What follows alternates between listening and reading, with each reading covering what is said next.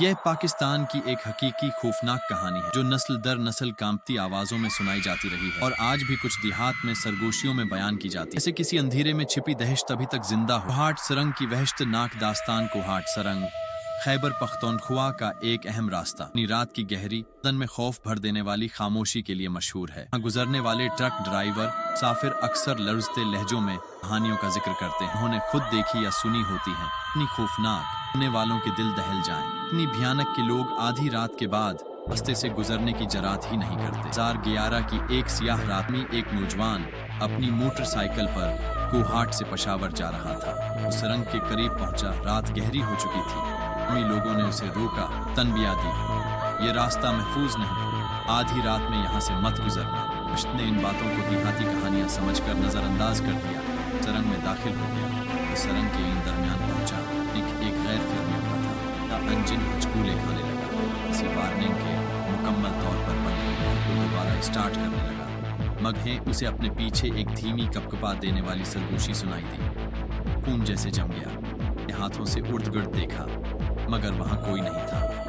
आने वाली सनसानी में डूबी हुई थी। वह हाथ में थी, अपने बेकाबू सांसों की बाज़गिश्त थी।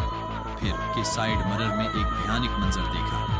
एक सफेद लिबास में मलबूस बिल्कुल इसके पीछे खड़ी थी। उसका चेहरा एक घूंघट के नीचे छिपा हुआ था, लेकिन उसकी मौजूदगी की दहशत सांसों में घिल रही थी। राष्ट्र की चीख निकलते निकलते रह गई, लेकिन उससे पहले कि वो कुछ समझ पाता, वो औरत एक लर्जा देने वाली, कान फाड़ देने वाली चीख मारने लगी। राष्ट्र पर जैसे क़यामत टूट पड़ी। वो घबराकर बाइक को कक मारने लगा। इसके हाथ कांप रहे थे, दिल सीने में धड़क नहीं, धाड़ रहा था और जैसे किसी माजिज़े के तहत अंजन धाड़ते हुए चल पड़ा। वो बगैर पीछे देखे मौत की रफ्तार से सरंग से बाहर निकला।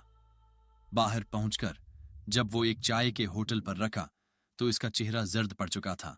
हाथ लर्ज रहे थे, आंखों में खौफ साफ नजर आ रहा था। देखते ही सिर झटक कर एक सर्द आ भरी। तुमने उसे देख लिया है ना? बूढ़े मगर खौफजदा आवाज में पूछा। राष्ट्र ने बेमुश्किल सिर हिलाया, लेकिन उसके मुंह से एक लफ्ज भी न निकला। बूढ़े आदमी ने एक गहरी सांस ली। बहुतों ने कुछ तुम्हारी तरह खुश नसीब थे, लेकिन कुछ कभी वापस नहीं आए। इस रात के बाद राशिद ने कभी तन्हा रात के वक्त सफर नहीं किया।